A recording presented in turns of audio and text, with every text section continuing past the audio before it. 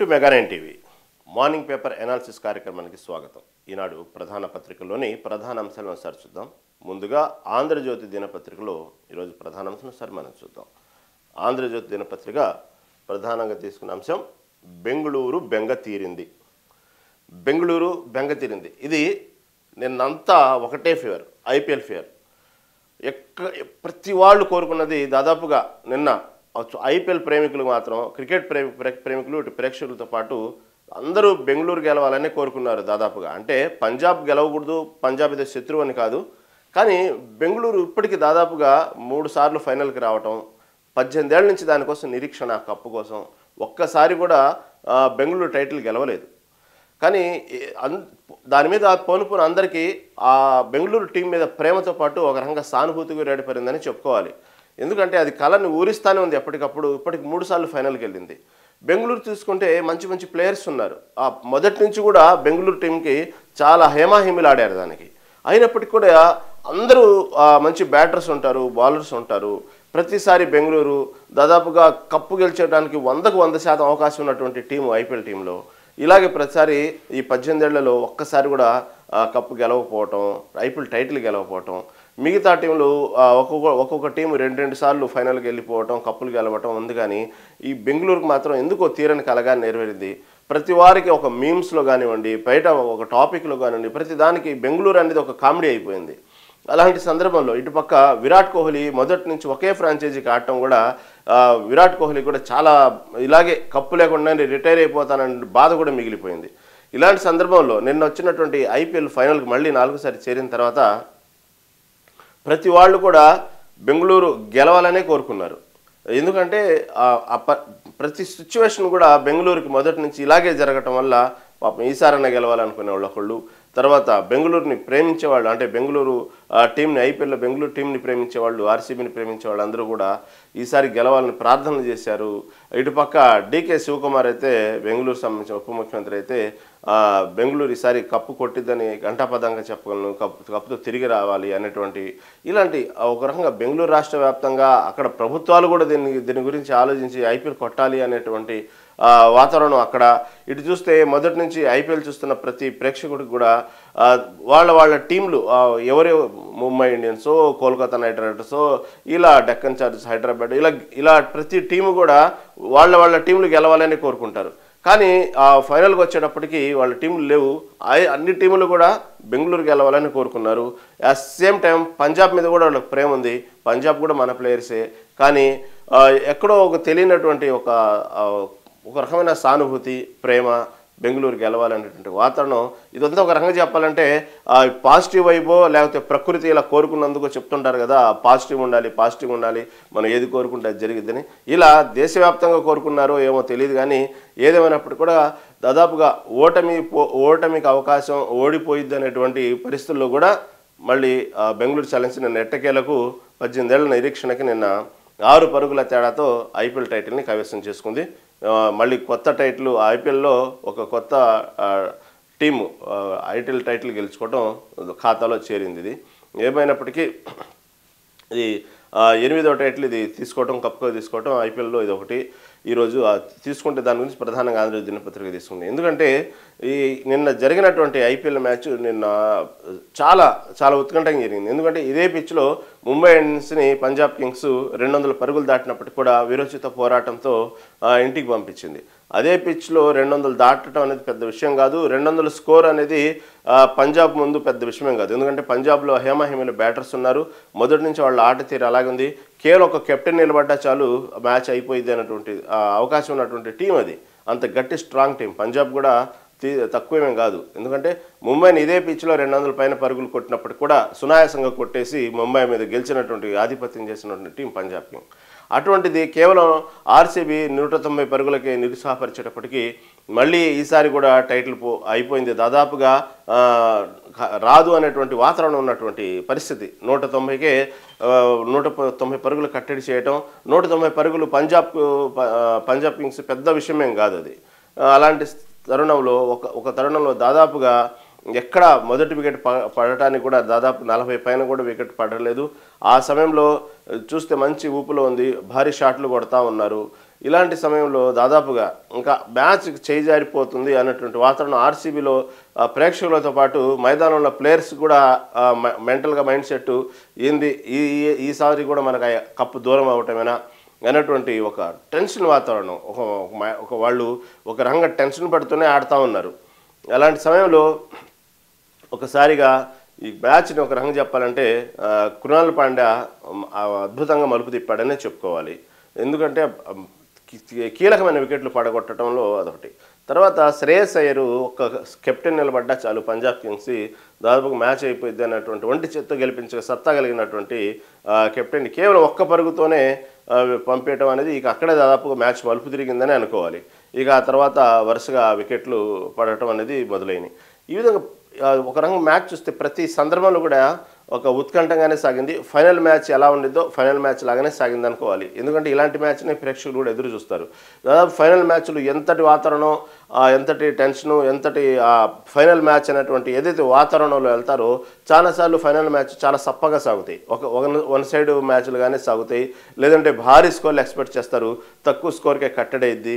ఇలా ఎక్కడో ప్రతి క్రికెట్ ప్రేమికులకి ప్రేక్షకులకు మాత్రం ఎక్కడో ఫైనల్ మ్యాచ్ అనేటప్పటికీ ఒక 10 మ్యాచ్లు తీసుకుంటే 7-8 మ్యాచ్లు ఈ విధంగానే సాగుతాయి. తక్కువ స్కోర్ ఉండటము, లేకపోతే వన్ సైడ్ ఉండటము, మ్యాచ్ అంతా కూడా సప్పగా సాగిపోవటం ఇలా జరుగుతుంటాయి. చాలా తక్కువ సమయాల్లో చాలా తక్కువ సార్లు మాత్రమే ఫైనల్ మ్యాచ్ లాగానే నువ్వానే అనేటువంటి ఒక రకమైనటువంటి మంచి వాతావరణం చూడటానికి కూడా మునివేళ్ల మీద నుంచి చూసేటువంటి మ్యాచ్ వాతావరణాన్ని చాలా తక్కువ వేళ్ల మీద ఉంటాయి. అలాంటి మ్యాచ్లో నేను జరిగిన ఐపీఎల్ మ్యాచ్ అయినా ఒకటే వాళ్ళు కేవలం 6 పరుగుల తేడాతో పంజాబ్ కింగ్స్ టైటిల్ పోగొట్టుకుంది. 18 ఏళ్ల నిరీక్షణ తర్వాత 4 సార్లు ఫైనల్కి వెళ్ళి ఎట్టుగేళ్లకు ఆర్సీబీ కప్పు గెలుచుకుంది. ఈ విధంగా జరిగింది అన్న మ్యాచ్. పంజాబ్ కింగ్స్ కూడా పాపం 10 ఏళ్ల తర్వాత ఫైనల్కి వచ్చింది. 10 సంవత్సరాల తర్వాత 10 ఏళ్ల తర్వాత ఫైనల్కి వచ్చి గుండె పగిలిపోయినంత పని అయింది. చేజేతులారానే ఒక రంగం. అంటే క్రికెట్ ఏదైనా గెలుపోవటంలో చెప్పలేం, ఇది 100% కన్ఫామ్ గెలిచిద్దని కూడా చెప్పలేం. ఏదేమైనప్పుడు కూడా 6 పరుగుల తేడాతో ఓడిపోవటం అనేది ఒక రకంగా బాధ కలిగించే విషయం పంజాబ్ కింగ్స్. ఎందుకంటే గెలుపోవటంలో సహజమే. క్రికెట్ అనేది ఎవరెప్పుడు గెలుస్తారు, ఏది ఎలా మ్యాచ్ మలుపు తిరిగింది చెప్పలేం. ఒక్కోసారి కేవలం 10 పరుగులు చేయాల్సిన సందర్భంలో కూడా మొత్తం దాదాపుగా చేతిలో ఒక 40-50 బాల్స్ ఉన్నా కూడా కొట్టలేని సందర్భాలు, ఓడిపోయిన సందర్భాలు ఉంటాయి. ఒక్కోసారి కొట్టాల్సిన భారీ స్కోర్ ఉండి బాల్ తక్కువ ఉన్నప్పుడు కూడా ఇది సాధ్యం కాదు అని చెప్పేసి టీవీ కట్ చేసి వెళ్ళిపోయిన రోజుల్లో కూడా కేవలం ఆ తక్కువ బాల్స్కే అంత పెద్ద స్కోర్ కొట్టిన సందర్భాలు కూడా మనం చూసాం. కాబట్టి క్రికెట్లో ఏది ఎప్పుడు అనేది సాధ్యాలు మన చేతుల్లో ఉండదు. అలా అనుకోవటమే నిన్న జరిగినటువంటి మ్యాచ్. ఎందుకంటే పంజాబ్ కింగ్స్ గెలిచే అవకాశం ఉండటం, దాదాపుగా అయిపోయింది పంజాబ్దే టైటిల్ అనుకునే అవకాశం ఉన్న మ్యాచ్ను కూడా చేజేతులారా నిన్న వాళ్ళు మిస్ చేసుకున్నారు. ఓ పక్క ఆర్సీబీకి వచ్చేటప్పటికి విరాట్ కోహ్లీ ఐపీఎల్ టైటిల్ లేకుండానే రిటైర్ అయిపోతాడా అనేటువంటి సందర్భం వచ్చి దాదాపుగా అందుకే విరాట్ కోహ్లీ ఆ గెలుపు తర్వాత ఇన్నాళ్ళ నుంచి నిరీక్షణ బయట ఏమనుకుంటారు అన్నీ వాళ్ళ దృష్టికి వస్తాయి. వాళ్ళ టీంలో ఏముంటాయో కూడా వాళ్ళకి తెలుసు, ఎలాంటి కామెంట్స్ ఉంటాయో. అలాంటి సమయంలో ఇక దాదాపుగా ఐపీఎల్ టైటిల్ అనేది నా చరిత్రలో, నా కెరీర్లో ఇక లేదేమో అనుకున్నటువంటి విరాట్ కోహ్లీ ఒక్కసారిగా నేను టైటిల్ గెలవగానే ఉద్వేగ క్షణాలు ఆపుకోలేక కన్నీటి పరితమయ్యారు ఆనంద భాష్పాలతో. అది నిన్న అందరినీ ఒక్కసారిగా డైవర్ట్ చేసిన చూపంతా కోహ్లీ మీద పడేలా చేసింది. యాక్చువల్గా కోహ్లీ ఆర్సీబీ టైటిల్ కంటే కూడా ఇది కోహ్లీ టైటిల్లా మారిపోయింది. కోహ్లీ గెలుపు కోసమే అందరూ దాదాపుగా ఎదురు చూశారు. ఒక రకంగా చెప్పాలంటే ఇది కోహ్లీకి అతని కెరీర్లో ఎన్నో, అంటే అతను కెప్టెన్గా ఉన్నప్పుడు సాధించిన గణాంకాలు చూసుకున్నా, తన పర్సనల్ కెరీర్ గణాంకాలు చూసుకున్నా, అన్నిటితో పాటు ఇదొక్కటే లోటు ఉండేది. ఇది కూడా మొత్తం 100% క్లియర్ చేసుకుని 100%తో ప్రతి దాంట్లో సక్సెస్ రేట్తో భవిష్యత్తులో అతను రిటైర్మెంట్ తీసుకునే అవకాశం ఉంది. కాబట్టి ఇది విధంగా మాత్రం ఆర్సీబీ కంగ్రాట్స్ చెప్తూనే కోహ్లీకి చెప్పాలి ఇది విషయాన్ని మాత్రం. ఎందుకంటే ప్రతి వాళ్లకు చూసే క్రికెట్ ప్రేమికులందరికీ కూడా ఆర్సీబీతో పాటు కోహ్లీ కప్పు గెలవాలి, కోహ్లీ కప్పు గెలవకుండానే రిటైర్ అయిపోతారేమో, ఆర్సీబీ గెలవాలి. ప్రతిసారి ప్రతి ఐపీఎల్ జరిగినప్పుడు కూడా ప్రతి ప్రేక్షకుడు కోరుకునే మాట క్రికెట్ ప్రేమికులు, దాదాపుగా ఆర్సీబీని అభిమానించే ప్రేక్షకులు వాళ్ళు మాత్రం అందరూ ప్రతి టీము టైటిల్ గెలవాలని కోరుకుంటారు. కానీ ఆర్సీబీకి మాత్రం ఒక తీరని కల్లా మిగిలిపోయింది, ఒక తీరని లోటు అయిపోయింది. అది ఈ విషయంలో మాత్రం నిన్న జరిగింది మాత్రం ఏదైతే బెంగళూరు బెంగ తీరింది అన్నటువంటి టైటిల్ కరెక్ట్ సూటబుల్ టైటిల్ ఇది. దాదాపు ఐపీఎల్ నయా చాంప్ ఆర్సీబీ, నెరవేరిన విరాట్ కోహ్లీ కల, తుది పోరులో పంజాబ్ బోల్తా, దెబ్బ కొట్టిన కృణాల్ పాండ్యా, కీలక మ్యాచ్లో అయ్యర్ ఫ్లాప్, పోరాడిన శశాంక్. లాయర్ ఛాలెంజ్ బెంగళూరు 18 ఏళ్ల సుదీర్ఘ నిరీక్షణ తెరపడింది. 3 సార్లు ఊహించి ఉసూరు అనిపించిన ఐపీఎల్ ట్రోఫీ ఎట్టకేలకు ఆ జట్టు సొంతమైంది. మెగా లీగ్ ఆరంభం నుంచి ఒకే ఫ్రాంచైజీగా ఆడుతున్న కోహ్లీ కెరీర్లో ఐపీఎల్ ట్రోఫీ లేదని లోటు తీరింది. మెగా వేలం తర్వాత సమతుల్యమైన జట్టుతో బరిలోకి దిగిన ఆర్సీబీ ఈ సీజన్లో చెలరైపోయింది. అద్భుత ప్రదర్శనతో 4వసారి ఫైనల్కి చేరి తుది పోరులో పంజాబ్ కింగ్స్ను 6 పరుగుల తేడాతో ఓడించి ఐపీఎల్ ట్రోఫీ గెలుచుకుంది. ఇది మనం చెప్పుకున్న విషయమే. ఇది టోటల్గా ఆర్సీబీ ఏదైతే కప్పు గెలవటం అనేది ఒక నిన్న సగటు క్రికెట్ ప్రేమికులతో పాటు ప్రతి ప్రేక్షకులు కూడా ఒక రకంగా ఆనందించాలి. దాన్ని ఏ విధంగా సెలబ్రేట్ చేసుకున్నారనేది ప్రతి ప్రాంతంలో కూడా చాలా భారీ ఎత్తున సెలబ్రేట్ చేసుకున్నారు.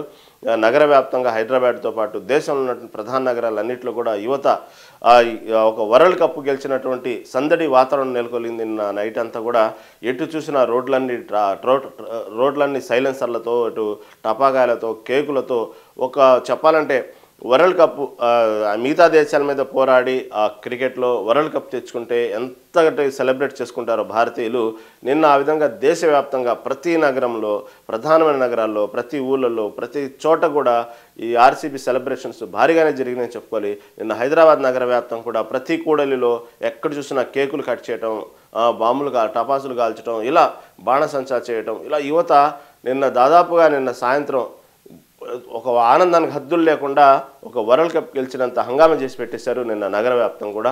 అది చూడటానికి కూడా ఒక రకంగా ఎక్కడ అటువంటి శాంతి భద్రతల భంగం వాటిల్లకుండానే చాలా చక్కగా సెలబ్రేట్ చేసుకున్నారు హైదరాబాద్ నగర వ్యాప్తంగా. నిన్న మనం చూసాం ఆర్సీబీ గెలిచిన సందర్భంలో. ఈ విధంగా ఆంధ్రజ్యోతి దినపత్రిక తీసుకున్న విషయం. తర్వాత ఇంకో ప్రధానమైన వార్త, ఉద్యోగుల డిమాండ్లకు పచ్చజెండా, పెండింగ్ బిల్లుల చెల్లింపునకు గ్రీన్ ఛానల్. ఇది ఏవైతేనే ఇప్పుడు రేపు క్యాబినెట్ సమావేశం జరగనుంది. గురువారం రేవంత్ రెడ్డి సర్కార్ ఆధ్వర్యంలో రేపు గురువారం క్యాబినెట్ సమావేశం జరగనుంది. ఈ క్యాబినెట్ సమావేశం సంబంధించి ఒక పక్క రైతులు, ఓ పక్క నిరుద్యోగులు, ఓ పక్క ప్రభుత్వ ఉద్యోగులు ఈ క్యాబినెట్ సమావేశం మీద అందరూ ఎదురు చూస్తూ ఉన్నారు. ఎందుకంటే రేవంత్ రెడ్డి సర్కార్కి ఉద్యోగులకి ఎక్కడో కొంత గ్యాప్ వచ్చింది, కొంత వ్యతిరేకత వచ్చింది. ఆ వ్యతిరేకత వచ్చిన తర్వాత సపరేట్గా ఒక కమిటీ వేశారు మంత్రులతో. వాళ్ళు దానికి సంబంధించి నిన్న మే 31వ తారీఖు ఒక నివేదిక ఇచ్చారు. ఆ నివేదిక ఆధారంగా ఉద్యోగులకు సంబంధించినటువంటి సమస్యలు పరిష్కరించమని రేవంత్ రెడ్డి వాళ్ళకి సంబంధించినటువంటి నివేదిక ఇచ్చిన తర్వాత ఉన్నటువంటి మంత్రులతో కమిటీ సమావేశం ఏర్పరచుకొని వాళ్ళ సమస్యను మనం పరిష్కరిద్దామని చెప్పారు. కాబట్టి వాళ్ళు కూడా ఆ డిఏ విషయంలో ఉద్యోగులకి ప్రభుత్వానికి వచ్చినటువంటి ఆ చిన్న గ్యాప్ని కవర్ చేసుకోవడానికి ప్రభుత్వం కూడా ప్రయత్నాలు చేస్తూ ఉంది. ఆ సంబంధించిన డిఎల్ మీద కూడా ఒక ఫైనల్ డెసిషన్కి వచ్చినట్టు అర్థమవుతా ఉంది. కాబట్టి ఈ గురువారం జరిగేటువంటి ఏదైతే సమావేశం ఉందో ఆ సమావేశంలో దీని గురించి కూడా ఒక నివేదికని క్యాబినెట్ సమావేశంలో దీని గురించి ఒక నిర్ణయానికి వచ్చేటువంటి అవకాశం ఉంది. కాబట్టి ఉద్యోగ సంఘాలందరూ కూడా వాళ్ళ సమస్యల పరిష్కారం అవుతాయి ఈ డిఏ దిశగా, ఈ డిఏ సంబంధించినటువంటి విషయాలు అన్నట్టు కూడా వాళ్ళు ఎదురు చూస్తూ ఉన్నారు. అదే ఒక డిఏకి అయితే సముఖంగానే ఉంది ప్రభుత్వం. రెండో డిఏ విషయం మీద కొంచెం చర్చ జరుగుతూ ఉంది. దాదాపు ఆ విషయంలో కూడా ఒక ఫైనల్కి వచ్చే అవకాశం ఉన్నట్టే కనబడుతూ ఉంది. తర్వాత ఆర్థికేతర అంశాలను దాదాపు అన్నిటిపైన సానుకూలంగానే ఉంది. తర్వాత ఏదైతే ఉందో వాళ్ళు బదిలీలు ఉంటాయో ఆ బదిలీల విషయంలో కూడా కొన్ని డిమాండ్లు వినిపించే ప్రభుత్వ సంఘాలు, ఉద్యోగ సంఘాలు, దాని విషయంలో కూడా కొంచెం ప్రభుత్వం సముఖతగానే ఉన్నట్టుంది. వాళ్ళ డిమాండ్లు పరిష్కరించే దిశగానే కనబడుతూ ఉంది. ఈ విషయంలో కూడా ఒక ఫైనల్ డెసిషన్కి రేపు గురువారం జరిగేటువంటి క్యాబినెట్ మీటింగ్లో ఒక నిర్ణయానికి వచ్చే విధంగా అడుగులు ముందుకు పడతా ఉన్నాయి. తర్వాత ఇక రైతుల విషయంలో కూడా పంటలకు పెట్టుబడి సాయం కోసం రైతు భరోసా నిధులు విడుదల చేస్తారా? ఏదైతే పంట సీజన్ వచ్చింది, ముందుగానే నైరుతి ఋతుపవనాలు 2 వారాల ముందే రావటం, ఇటు పక్క కావలసినటువంటి విధంగా విస్తారంగా వర్షాలు కురవటం, రైతులకు సమృద్ధిగా కావాల్సినంత నీరు వర్షాలు ఉండటం వల్ల వాళ్ళు కూడా ముందస్తుగానే ఏదైతే పెట్టుబడి సాయం కోసం ఎదురు చూస్తూ ఉన్నారు. దానిలో కూడా ఈ కేబినెట్ చర్చలో వచ్చే విధంగా అవకాశం ఉంది రావడానికి. కాబట్టి ఒక రకంగా చూస్తే రైతులు కూడా దీనికోసం ఎటువంటి ప్రకటన వచ్చిందని కూడా వాళ్ళు కూడా ఎదురు చూస్తూ ఉన్నారు. ఇక తర్వాత నిరుద్యోగులకు వచ్చేటప్పటికి స్వయం ఉపాధికి సంబంధించినట్టు యువ వికాసం నిన్న 2వ తారీఖు నిన్న జూన్ 2న తెలంగాణ ఆవిర్భావ దినోత్సవం రోజున దానికి సంబంధించిన ఎవరైతే ఉన్నారో ఆ పత్రాలు తీసుకుంటారు మొత్తం మీద అనేటువంటి యువకులు చాలా ఎదురు చూస్తారు, నిరుద్యోగ యువతులు. దానికి సంబంధించిన ఫైనల్ లిస్ట్ కూడా అయిపోయింది. ఏదైతే దానికి సంబంధించినటువంటి 50,000 నుంచి ₹1,00,000 వరకు తీసుకున్నటువంటి ఏదైతే స్వయం సహాయక లోన్ సంబంధించినట్లో తీసుకునే అవకాశం ఉంది. జూన్ 2న ప్రకటిస్తారు. దాని గురించి ఒక పెద్ద యువ వికాసం గురించి ఒక చర్చ నడిచింది. అందరూ ఎదురు చూశారు, అది పోస్ట్ పోన్ అయిపోయింది. దాని గురించి కూడా ఒక నిర్ణయానికి వస్తారని చెప్పి యువత కూడా ఎదురు చూస్తూ ఉంది. ఇలా ప్రతి దాదాపు ఉన్నటువంటి అన్ని కూడా సమస్యలన్నీ కూడా ఒక ఈ రైతు బీమా కానివ్వండి, ఈ బోనస్ మీద కానివ్వండి, డిఏ మీద కానివ్వండి, ఇటు పక్క బదిలీల విషయంలో కానివ్వండి, ఇలా ప్రతి విషయంలో దాదాపుగా రేపు జరిగేటువంటి గురువారం క్యాబినెట్ మీటింగ్లో ఒక సమస్య పరిష్కారం దొరికిద్ది అనేటువంటి ఎదురు చూస్తూ ఉన్నారు. వాళ్ళు ప్రభుత్వం కూడా ఆ సమస్యలన్నీ కూడా పరిష్కరించే దిశగానే ఒక క్లారిటీకి వచ్చినట్టు అర్థమవుతా ఉంది. దాదాపు ఒక డిఏ మీద చర్చ అయితే ఓకే చేశారు, 2 డిఏ మీద చర్చ నడుస్తూ ఉంది. ఈ విధంగా అందరూ ఎదురు చూస్తూ ఉన్నారు. ఏం జరిగిద్ది అనేది ఉద్యోగుల డిమాండ్లకు పచ్చ జెండా అంటూ హైలైట్ చేసింది ఆంధ్రజ్యోతి దినపత్రిక. దాదాపుగా చూసుకుంటే ఉద్యోగ డిమాండ్లో ప్రభుత్వం గ్రీన్ సిగ్నల్ ఇస్తుందా, పంటలకు పెట్టుబడి సాయం కోసం రైతు భరోసా నిధులకు విడుదల చేస్తుందా, యువత స్వయం ఉపాధి కోసం యువ వికాసం దరఖాస్తును ఖరారు చేస్తుందా, రాష్ట్రంలో ప్రస్తుతం జరుగుతున్న చర్చది. ఈసారి జరగనున్న కేబినెట్ భేటీలో ఈ వర్గాల ఆర్థిక ప్రయోజనాలపై కీలక నిర్ణయం తీసుకునే అవకాశం ఉంటుందని చెప్తుంది. ఇందుకు కారణం గురువారం మధ్యాహ్నం 3 గంటలకు ముఖ్యమంత్రి రేవంత్ రెడ్డి అధ్యక్షతన సచివాలయంలో కేబినెట్ భేటీ జరగనుంది. దీంతో రాష్ట్రంలోని ఉద్యోగులు, యువత, రైతాంగం తమ ఆశలన్నీ మంత్రివర్గ సమావేశంలో పెట్టుకున్నారు. తాము లేవనెత్తిన డిమాండ్లతో ఆర్థికేతర అంశాలపై కేబినెట్లో ప్రధానంగా చర్చ జరిగే అవకాశం ఉందని ఉద్యోగులు భావిస్తున్నారు. ఇటీవల ప్రభుత్వానికి ఉద్యోగ సంఘాల మధ్య భేదాభిప్రాయం రావడం, సర్కారు వెంటనే అధికారుల కమిటీ చేయడం తెలిసిందే. ఈ కమిటీ ఉద్యోగ సంఘాల సమావేశం వారి డిమాండ్లను, ప్రతిపాదనలను మే 31న తన నివేదిక ఉపసంఘానికి అందజేసింది. ఆ నివేదికపై కేబినెట్లో కీలక చర్చ జరిగే అవకాశం ఉంది. ఇది ఈ వార్తను కూడా హైలైట్ చేసింది. తర్వాత ఎర్రగడ్డ ఆసుపత్రి రోగులకు కలుషిత ఆహారం. ఇది మాత్రం నిన్న ఒక్కసారి, ఎందుకంటే ఎర్రగడ్డ ఆసుపత్రి అనేది మనందరికీ తెలిసిన విషయమే. మానసిక రోగులు ఉంటారు అక్కడ. మానసిక రోగులు వాళ్ళ మైండ్ కండిషన్ ఎలా ఉండిద్దో మనందరికీ తెలిసిన విషయమే. పాపం అంటే మానసికంగా కండిషన్ ఉన్నవాళ్ళు మనలాంటి వాళ్ళు అయితే వాళ్ళు తినే ఆ కలుషిత ఆహారమా ఏ ఆహారమైనా వాళ్ళకు ఉండేటువంటి సమస్యని, ఆహారం తిన్న తర్వాత జరిగిన సమస్యని వాళ్ళు చెప్పగలరు. ఏదైనా దానికి సంబంధించినటువంటి ట్రీట్మెంట్ వెంటనే చేయగలరు. లేదంటే వాళ్ళకి ఏం జరిగింది అనేది ఒక అవగాహన రాగలరు. పాపం ఇక్కడ మానసిక రోగులు ఇక్కడ వాళ్ళు ఉన్నటువంటివి. అలాంటి మానసిక రోగులు ఎర్రగడ్డ ఆసుపత్రిలో 71 మందికి కలుషిత ఆహారం తిని అస్వస్థతకు గురయ్యారు. నిన్న ఒకరైతే మృతి కూడా చెందారు. ఈ వార్త నేను ఒక్కసారిగా కలకలం సృష్టించింది. ముగ్గురి పరిస్థితి ఆందోళనకరంగా ఉంది. ఇప్పటికీ ఉస్మానియాలో చికిత్స జరుగుతుంది. ఆసుపత్రి సందర్శించిన డిఎంఈ, జిల్లా కలెక్టర్ ఘట్ట విచారణకు ఆదేశం. నమూనాల సేకరణ, అనారోగ్యం వల్లే రోగి మృతి, ఆసుపత్రి సూపరింటెండెంట్ వెల్లడి. అతను కలుషితాహారం తిని కాదు, అతను అనారోగ్యం వల్లే మృతి చెందారంటూ ఆసుపత్రి సూపరింటెండెంట్ చెప్పినటువంటి మాట. తర్వాత ఘటనపై వైద్య మంత్రి దామోదర్ రాజనరసింహ ఆరా. ఎర్రగడ్డలోని మానసిక చికిత్సలో ఫుడ్ పాయిజన్ ఘటన చోటు చేసుకుంది. ఆసుపత్రి 71 మంది మానసిక రోగులు అస్వస్థకు గురయ్యారు. ఒకరు మృతి చెందారు. మరో ముగ్గురి పరిస్థితి ఆందోళన ఉండడంతో ఉస్మానియా తరలించారు. ఈ వార్తను కూడా హైలైట్ చేసింది. ఏదైతే కలుషిత ఆహారం అంటే మొదటి నుంచి ఈ ఎర్రగడ్డ ఆసుపత్రిలో అనేక వివాదాలు జరుగుతూనే ఉంటాయి. అయినప్పటికీ కూడా ప్రభుత్వం దాన్ని చాలా సీరియస్గా తీసుకుంటా ఉన్నది. ఆ ఎర్రగడ్డ ఆసుపత్రి అనేది ఇప్పటిది కాదు. అది దాంట్లో ఇలాగే కొంతమంది ఇచ్చేటువంటి బయట నుంచి ఇచ్చేటువంటి కొంతమంది స్పాన్సర్స్ కూడా ఇచ్చే విషయంలో కూడా చాలా జాగ్రత్తలు తీసుకుంటూ ఉంటారు. ప్రభుత్వం సంబంధించి ఆహారపు ఏదైతే చిరుతిళ్ళు కానివ్వండి, ఆహారం సంబంధించినటువంటి ఏదైనా పదార్థాలు ఇచ్చినప్పుడు. కానీ ఇక్కడ ఆసుపత్రి ఏర్పాటు చేసినటువంటి ఆహారంలోనే ఫుడ్ పాయిజన్ అవ్వటం వల్ల 71 మంది అస్వస్థతకు గురయ్యారు. ఈ వార్తని ప్రధాన అంశం తీసుకుంది. తర్వాత చేర్యాల ప్రభుత్వ ఆసుపత్రి వైద్యుడికి మేము ఇది అతను చేసినటువంటి ఒక కామెంట్ని వైద్య ఆసుపత్రికి సంబంధించినటువంటి కామెంట్ని ఆయనకు ఒక అధికారికి మెమో ఇవ్వడం జరిగింది. ఎందుకంటే ఒక రోగికి సంబంధించిన విషయంలో చచ్చేవారికి సిరప్ ఎందుకు అంటూ వ్యాఖ్యలు చేశాడు అతను. దాని మీద ఒక మెమో తీసుకోవడం. ఈ వార్తను కూడా ఆంధ్రజ్యోతి దినపత్రిక హైలైట్ చేసింది.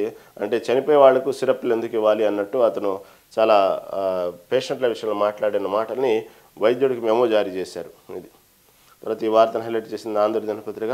ఇక తర్వాత గోదావరి బనకచర్ల అనుసంధానం ఒప్పుకో. ఈ గోదావరి బనకచర్ల మీద ఇప్పుడు చాలా తీవ్రంగా జరుగుతుంది. ఏదైతే తెలంగాణ వ్యాప్తంగా ఉన్నటువంటి ప్రాజెక్టుల విషయంలో ఉమ్మడి ఆంధ్రప్రదేశ్లో ఉన్నటువంటి సీఎం చంద్రబాబు ఇక్కడ ఉన్నటువంటి ప్రస్తుతం ఉన్నటువంటి తెలంగాణ సంబంధించినటువంటి ప్రాజెక్టుల విషయంలో కలగజేసుకుంటున్నారని, తర్వాత ఏదైతే కేంద్రంతో ఉన్నటువంటి సత్సంబంధాల వల్ల చంద్రబాబు నాయుడు తెలంగాణ రాష్ట్రంలో ఉన్నటువంటి ఈ ప్రాజెక్టుల విషయంలో అన్యాయం చేస్తున్నారు అనేటువంటి విషయం కొద్దికాలంగా బాగా జరుగుతూ ఉంది. మొన్న జరిగినటువంటి మహానాడు సందర్భంలో కూడా ఆంధ్రప్రదేశ్ సీఎం చంద్రబాబు మాట్లాడుతూ మేము తెలంగాణలో ఏ ప్రాజెక్టు మేము వ్యతిరేకం కాదు, ఎక్కడ మేము అడ్డుకోలేదు అంటూ చేసిన వ్యాఖ్యలే దీనికి నిదర్శనము. దానితో పాటు ఇప్పుడు ఏదైతే బనకచర్లకు సంబంధించినటువంటి అయితే ఉందో గోదావరి బనకచర్లకి దాదాపుగా తెలంగాణ నుంచి ప్రతిరోజు 2 టీఎంసీల చొప్పున 200 టీఎంసీలు దీనికి గోదావరి సంబంధించినటువంటి తరలిస్తున్నారు బనకచర్ల నుంచి. తెలంగాణ రాష్ట్ర వ్యాప్తంగా ఉన్నటువంటి దీనికి బాగా భవిష్యత్తులో నీటికి సంబంధించినటువంటి ఎద్దడి మొదలైద్ది అంటూ నిన్న గత కొద్ది రోజులుగా ప్రచారం జరుగుతుంది. దీనికి కేంద్ర ప్రభుత్వంతో చంద్రబాబుకు ఉన్నటువంటి సంబంధాల వల్ల ఇక్కడ ఇచ్చినటువంటి పిటిషన్ కూడా పట్టించుకోకుండా చాలా ఫాస్ట్గా పనులు జరిగిపోతున్నాయి, చక్క దాని జరిగిపోతున్నాయి, గోదావరికి నీటిని తరలించుతున్నారు అనేటువంటి ఏదైతే వార్తలు కొద్ది రోజులుగా హాట్టాపిగా నడుస్తున్నాయో దానికి రేవంత్ రెడ్డి సర్కార్కి అటుపక్క ఏపీ సీఎం చంద్రబాబుకు ఉన్నటువంటి సంబంధాల రీత్యా ఇక్కడ తెలంగాణ ప్రభుత్వం కూడా అన్యాయం చేస్తుందంటూ బీఆర్ఎస్ బీజేపీ కొద్ది రోజులుగా గళం విప్పుతూ ఉన్నాయి. అయినప్పటికీ కూడా రేవంత్ రెడ్డి సర్కారు చంద్రబాబు తీసుకునే ప్రతి నిర్ణయాన్ని వాళ్ళు వ్యతిరేకించట్లేదు. అంటే వాళ్ళిద్దరికి ఉన్నటువంటి గురు శిష్యుల సంబంధం వల్ల మన తెలంగాణ రాష్ట్రానికి అన్యాయం ఏర్పడుతుందంటూ తెలంగాణ విషయంలో మాట్లాడుతూ ఇటుపక్క ఒక రకమైనటువంటి వ్యతిరేకతను చాటుతూ ఉన్నారు, ఆ వ్యతిరేకతను తెలియజేస్తూ ఉన్నారు ఇటు మిగతా ప్రతిపక్షాలు కూడా. ఈ సందర్భంగా నిన్న జరిగినటువంటి వార్త కూడా ఇదే వచ్చింది ఆంధ్ర దినపత్రికలో. అన్ని పనులు మాత్రం ఎక్కడ ఆగట్లేదు, చాలా ఫాస్ట్గా మూవ్ అవుతున్నాయి. కేంద్రం కూడా అనుకూలంగా ఉంది చంద్రబాబు విషయంలో, కాబట్టి తెలంగాణకు అన్యాయం జరుగుతుందంటూ నిన్న కూడా వార్తను హైలైట్ చేశారు. దీనికి సంబంధించి ప్రభుత్వం మీద ఎప్పుడైతే ఒత్తిడి పెరుగుతుందో రేవంత్ రెడ్డి సర్కార్ మీద అన్ని విధాలుగా ఒత్తిడి పెరుగుతూ ఉంది. దానికి సంబంధించి ఉత్తమ్ కుమార్ రెడ్డి చేసిన వ్యాఖ్యలు దీన్ని హైలైట్గా చేశారు. ప్రాజెక్టు అడ్డుకునేందుకు శాయశక్తిలో ప్రయత్నం చేస్తాం, త్వరలోనే కార్యాచరణ, ఇప్పటికే కేంద్రానికి ఫిర్యాదు, గోదావరిలో నీళ్లు లేవని ఏపీ ఇప్పుడు ఏ నీటిని తరలిస్తుంది మంత్రి ఉత్తమ్ కుమార్ రెడ్డి. ఆంధ్రప్రదేశ్ ప్రభుత్వం పోలవరం ప్రాజెక్టు నుంచి చేపట్టదలిచిన గోదావరి బనకచర్ల అనుసంధానాన్ని అడ్డుకుంటామని రాష్ట్ర నీటిపారుదల శాఖ మంత్రి ఎన్ ఉత్తమ్ కుమార్ రెడ్డి స్పష్టం చేశారు. ఇందుకు సంబంధించిన కార్యాచర్య ప్రణాళికను కూడా సిద్ధం చేశాము, ఆ విషయంలో భయపడాల్సిన అవసరం లేదు అంటూ కూడా ఉత్తమ్ కుమార్ రెడ్డి ఘాటుగానే స్పందించారు ఈ విషయంలో. ఎందుకంటే ప్రభుత్వం మీద వచ్చేటువంటి ఇది డ్యామేజ్ కాబట్టి ఈ విషయంలో మాత్రం పోలవరం ప్రాజెక్టు సంబంధించినటువంటి గోదావరి బనకచర్ల అనుసంధానం విషయంలో మాత్రం ఎక్కడ మేము కాంప్రమైజ్ అయ్యేది అవసరం లేదు, కేంద్రానికి అవసరం లేఖ రాస్తాం, దీనికి అవసరమైతే దీనికోసం ఉద్యమిస్తాము, దీనికోసం ఎక్కడ తెలంగాణ రాష్ట్రానికి అన్యాయం జరిగితే మాత్రం మేము ఊరుకునేది లేదు, రాజకీయమే, బంధాలే, మనకు మాత్రం రాష్ట్రం ముఖ్యం, రాష్ట్ర ప్రయోజనాలు ముఖ్యం, రాష్ట్రంలోని ప్రజలు ముఖ్యం అంటూ కూడా ఉత్తమ్ కుమార్ రెడ్డి చేసిన వ్యాఖ్యల్ని ఆంధ్రజ్యోతి దినపత్రిక హైలైట్ చేసింది.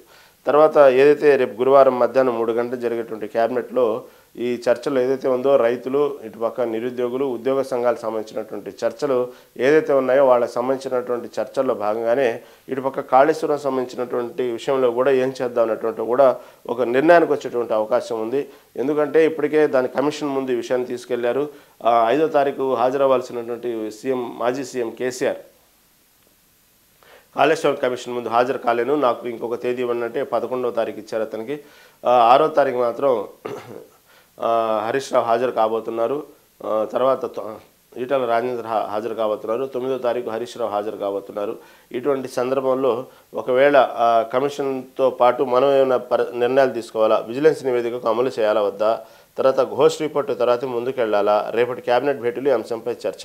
అసలు కాళేశ్వరంపై మన పార్టీ స్టాండ్ ఏం చేద్దాం, ఎందుకంటే కాళేశ్వరం ప్రాజెక్టు విషయంలో అవినీతి అక్రమాలు జరిగినాయని, నాసిరకం కట్టడం జరిగిందని ఎల్ఎన్టీ మీద అభియోగాలు మోపుతూ ఇటు గత ప్రభుత్వంలో ఉన్నటువంటి అధికార దుర్వినియోగం జరిగిన విషయంలో కానివ్వండి, నాసిరకం కట్టడం విషయంలో ప్రతి విషయంలో ప్రభుత్వం దీన్ని చాలా సీరియస్గా తీసుకుని ప్రభుత్వం తరపునే గత ప్రభుత్వం ఉన్నటువంటి బీఆర్ఎస్ మీద పోరాడుతుంది. కాబట్టి దీని గురించి మనం ఎలా ముందుకెళ్ళాలి, భవిష్యత్తులో దీని ప్రణాళిక లేనిది, ఒకవేళ ఈ కమిషన్ ఏదైతే విజిలెన్స్ నివేదికను అమలు చేయాలా లేదా మనం ఏదైనా పర్సనల్ ఎజెండాగా తీసుకుందామా, దీన్ని ఏ విధంగా ఎండగట్టాలి, ఈ విషయంలో మాత్రం బీఆర్ఎస్ గత ప్రభుత్వంలో ఉన్నటువంటి అధికారులు మాత్రం, నాయకులు మాత్రం ఈ విషయంలో వదిలిపెట్టేది లేదు. జరిగిన ఘోరాన్ని మొత్తాన్ని మాత్రం బయటకు తీయాలి. దీనికి సంబంధించినట్టు ఎవరెవరున్నారు బాధ్యులు ఉన్నారో వాళ్ళందరినీ శిక్ష పడేలా ప్రయత్నించాలన్నటువంటి చాలా కృతనిశ్చయంతో, చాలా పట్టుదలతో రేవంత్ రెడ్డి సర్కార్ ఉంది. కాబట్టి ఈ విషయంలో కూడా క్యాబినెట్లో చర్చ జరిగే అవకాశం ఉంది.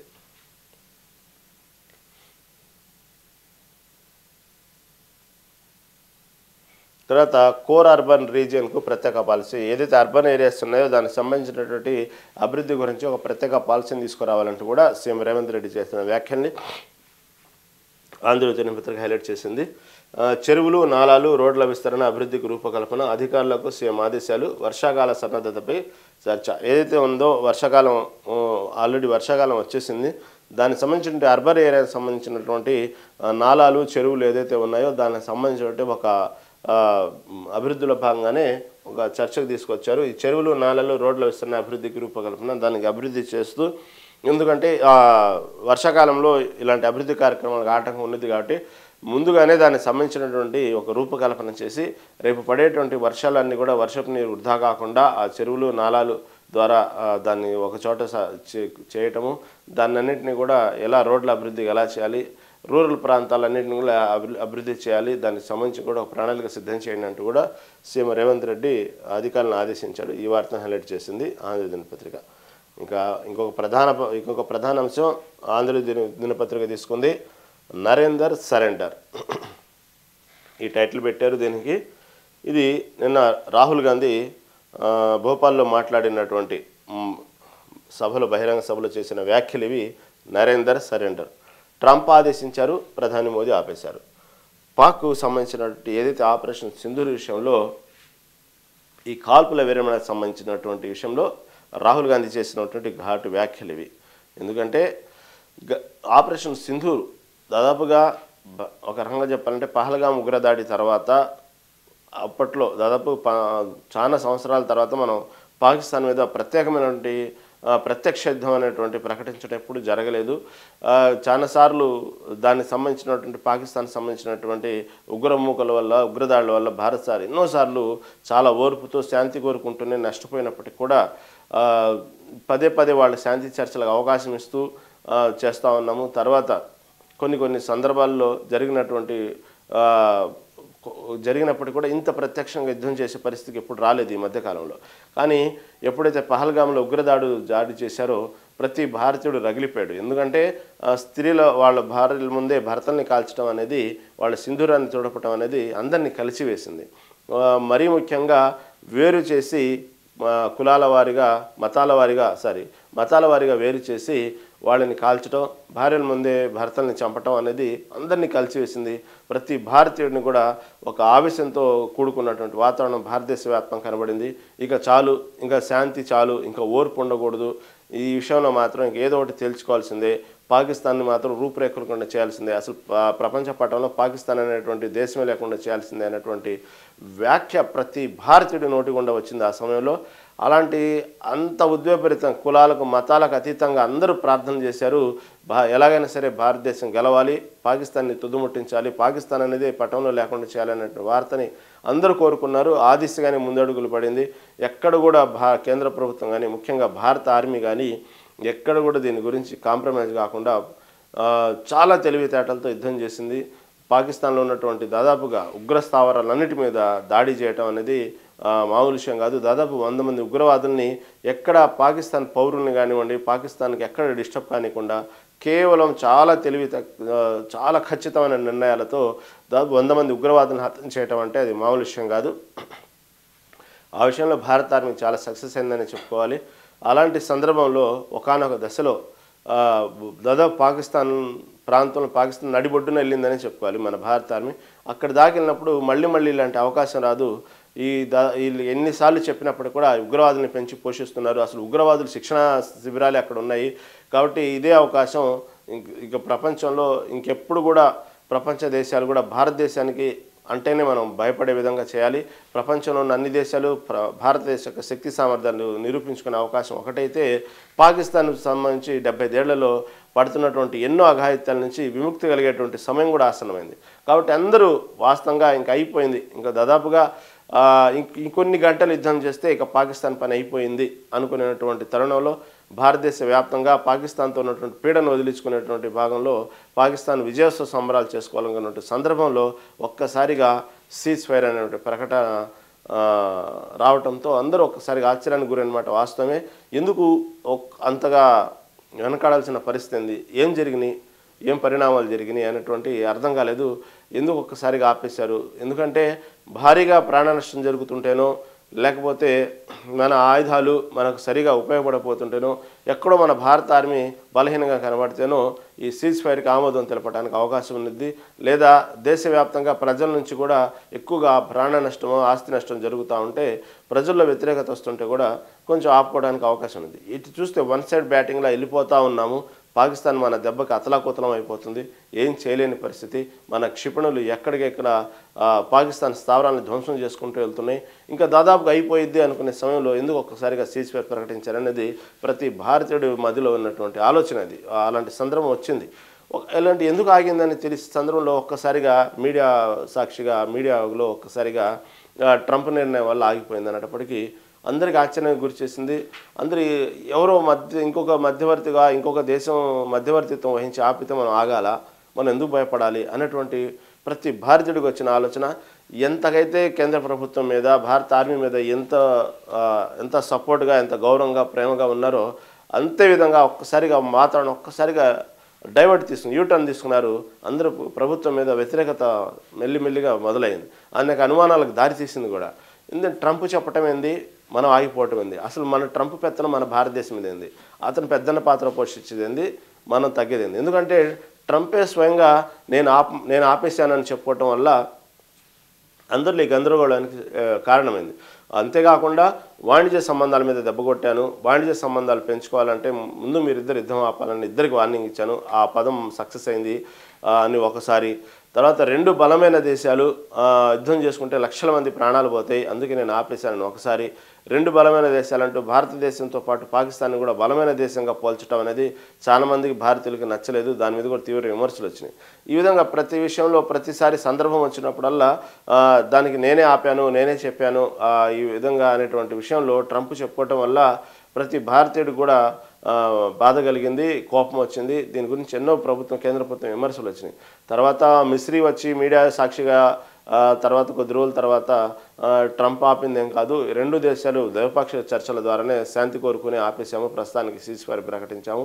దీంట్లో ఏ దేశం మధ్యవర్తిత్వం లేదని, ఎందుకంటే ప్రజల్లో ఉన్నటువంటి వ్యతిరేకతను గమనించి ప్రభుత్వం మీద ఉన్నటువంటి ఒక రకమైనటువంటి అనుమానపు చూపుల నుంచి డైవర్ట్ చేయడం కోసం మిస్రీ చేసిన వ్యాఖ్యలు కొంతవరకు చల్లార్చినాయి. కానీ మళ్ళీ మిస్రీ చెప్పిన రెండో రోజుకే మూడో రోజుకే మళ్ళీ ట్రంప్ నేనే ఆపాను పాకిస్తాన్ భారత్ సంబంధించినటువంటి యుద్ధాన్ని అని చెప్పడంలో మళ్ళీ 2-3 రోజుల తర్వాత స్టేట్మెంట్ ఇవ్వడం జరిగింది. ఈ గందరగోళ పరిస్థితుల్లో నిన్న రాహుల్ గాంధీ చేసిన వ్యాఖ్యల్ని ఆంధ్రజ్యోతి దినపత్రిక హైలైట్ చేసింది.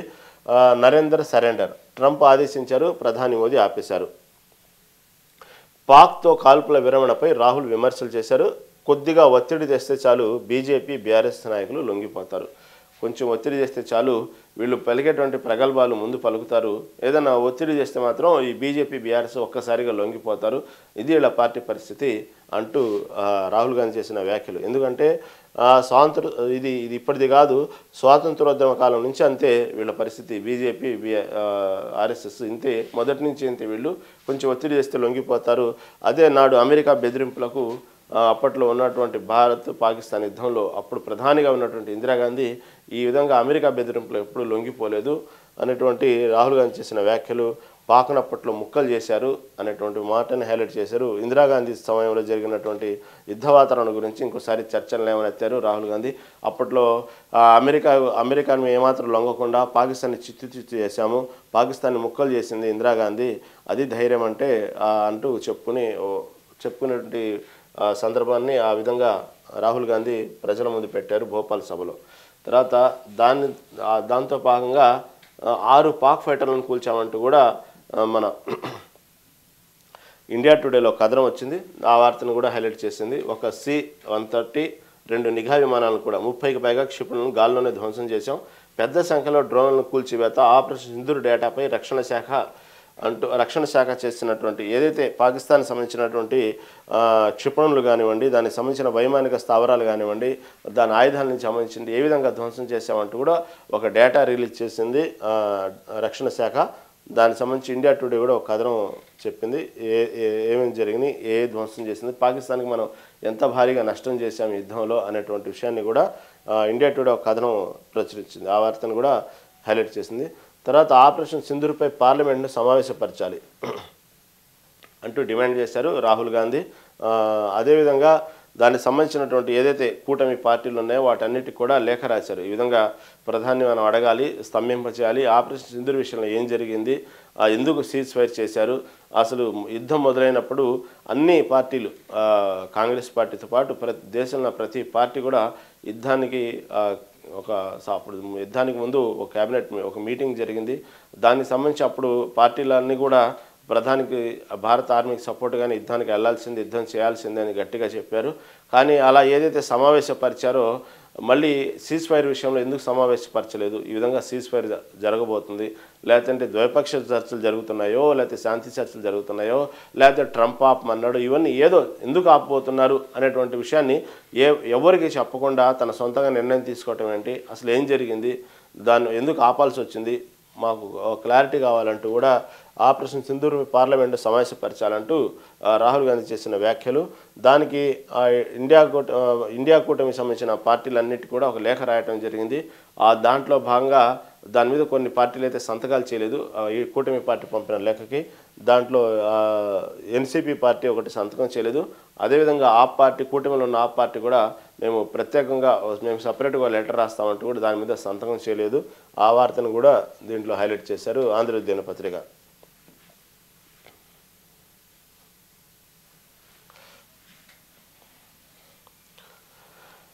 తర్వాత ఇంకొక వార్తను హైలైట్ చేసింది ఆంధ్రజ్యోతి దినపత్రిక.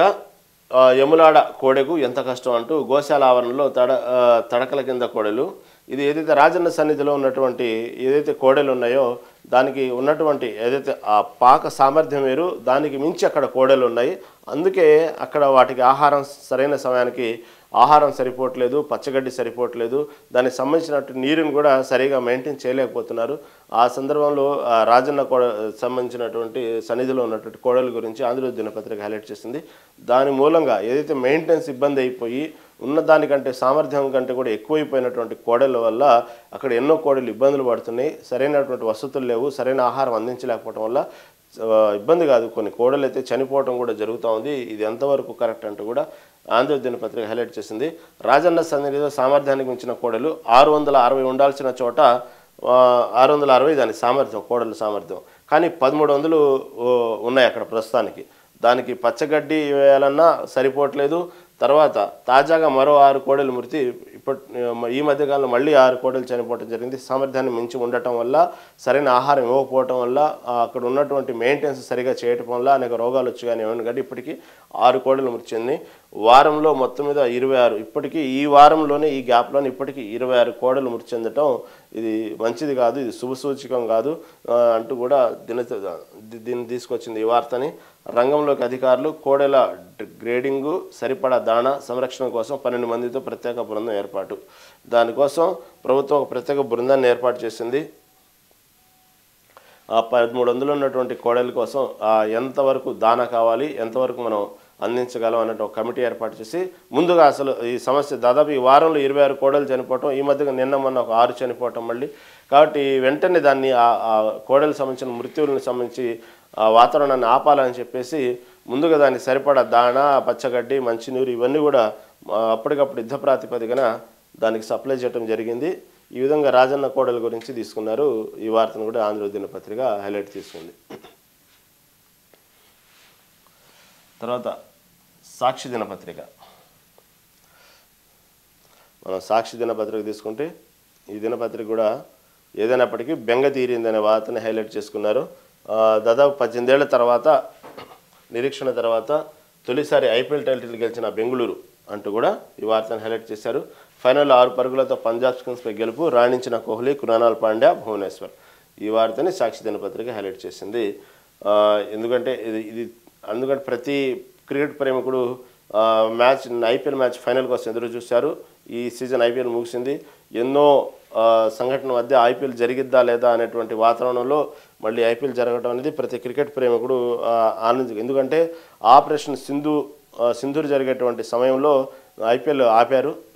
ఆ తర్వాత ఐపీఎల్ జరిగిద్దా లేదా అనేటువంటి అనుమానాలు కూడా వాతావరణం వచ్చింది ఆ సమయంలో. ఎందుకంటే విదేశీ ప్లేయర్లందరూ భారతదేశానికి రావడానికి, ఇక్కడ ఉన్నటువంటి ఐపీఎల్ మ్యాచ్లు ఆడటానికి కూడా కొంచెం సముఖత చూపలేదు. ఎందుకంటే ఇక్కడ ఉన్నటువంటి వాతావరణం ప్రపంచ దేశాలు మొత్తంలో కూడా పాకిస్తాన్ భారతదేశానికి యుద్ధ వాతావరణం వచ్చేసిందంటూ కూడా, అదేవిధంగా ప్రధాన నగరాల్లోనే దాదాపు ఐపీఎల్ మ్యాచ్లు జరుగుతాయి కాబట్టి ఇంటెలిజెన్స్ సంబంధించినటువంటి వార్తలు కూడా ప్రధాన నగరాలు ఉగ్రవాదులు టార్గెటెడ్గా ఉన్నాయి అని సంబంధించి ఒక్కసారిగా ఇంటెలిజెన్స్ రిపోర్ట్స్ రావటం, దాంతో భాగంగా ఎక్కడ చూసినా భారతదేశంలో మాక్ డ్రిల్స్ నిర్వహించడం, ఒక పక్క భయానక వాతావరణం, ఇటు పక్క చూస్తే ప్రధాన నగరాలు ఉన్నాయంటూ ఏ నగరాలు ఉన్నాయంటూ ఇంటెలిజెన్స్ ఒక నివేదిక వెల్లడించడం, ఆయా నగరాల్లో ఎక్కడ చూసినా చెకింగ్లు, చాలా జాగ్రత్తగా ఉండటం, ప్రతి పౌరుడు యుద్ధం వస్తే చేయాల్సిన పరిస్థితుల గురించి మాక్ డ్రిల్ నిర్వహించడం, ఇలాంటి వాతావరణంలో ఇక ఐపీఎల్ మ్యాచ్ జరగడం కష్టమే అనుకున్నారు. అర్ధాంతరంగా మధ్యలో ఆగిపోయినాయి. ఇక దాదాపుగా పాకిస్తాన్కి సంబంధించినటువంటి బార్డర్స్లో ఉన్నటువంటి ఏదైతే ప్రాంతాలు, దేశాలు ఉన్నాయో, రాష్ట్రాలు ఉన్నాయో, ఆ రాష్ట్రాల్లో ఐపీఎల్ మ్యాచ్ల నిర్వహణ అనేది చాలా కష్టతరం అయిపోయింది. ఒక్కసారిగా షెడ్యూల్ మార్చుకున్నారు.